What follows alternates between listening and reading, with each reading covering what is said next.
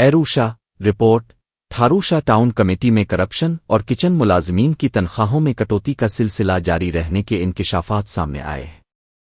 50 سے زائد کچن ملازمین کی تنخواہوں سے ہر ماہ 5 سے 7 ہزار روپے کی کٹوتی کی جا رہی ہے، حالانکہ ٹاؤن کمیٹی کے پاس کروڑوں روپے کا بجٹ موجود ہے۔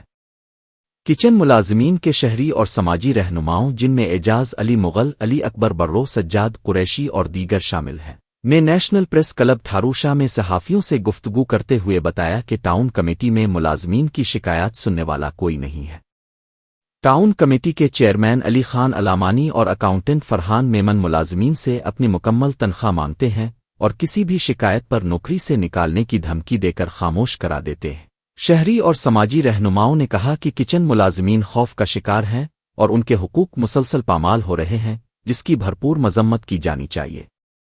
انہوں نے بلدیات کے وزیر، کمشنر شہید بے نظیر آباد اور ڈی سی نوشہر و فیروز سے مطالبہ کیا ہے کہ ٹھاروشا ٹاؤن کمیٹی میں 50 سے زائد کچن ملازمین کی تنخواہوں سے کٹوتی کا سلسلہ فوری طور پر بند کیا جائے، ملازمین کو مکمل تنخواہیں دی جائیں اور کٹوتی کی شفاف تحقیقات کر کے سخت کارروائی کی جائے۔